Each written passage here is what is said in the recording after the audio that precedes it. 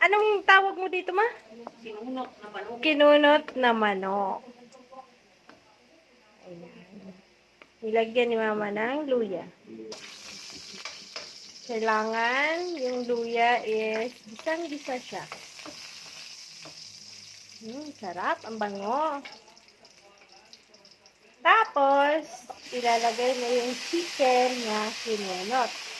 So, ginawa dyan, nilaga muna. After nilaga, tatanggalin mo siya sa buto.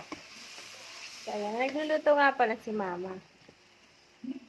Tapos yan, ginisa niya muna yung chicken. Tapos, lalagyan niya ito ng siling red. Paminta. Paminta.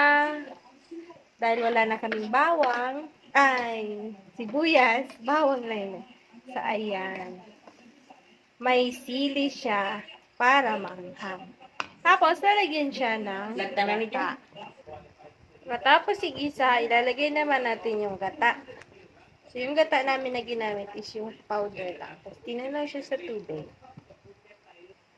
So, ayan, nilagay ni mama ang gata at papakuluan lang ito hanggang maging malambot yung chicken.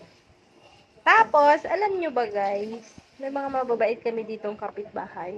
So, yung kapitbahay namin, binigyan kami ng malunggay. So, naghingi pala ako ng malunggay. So, binigyan kami ng malunggay at yan ang ilalagay namin sa kinunot na chicken.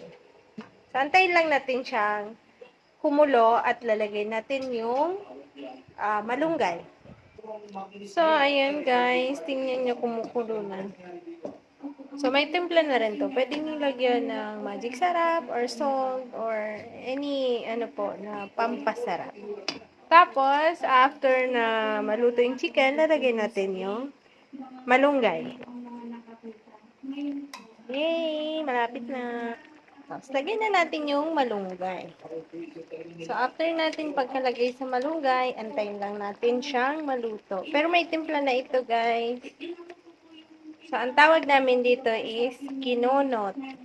Instead na pagi, yung fish, pagi.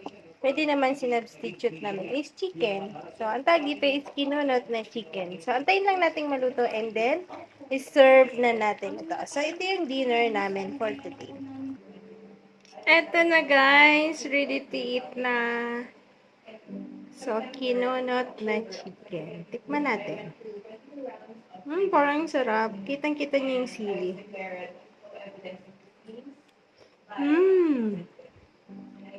Yummy. Thank you!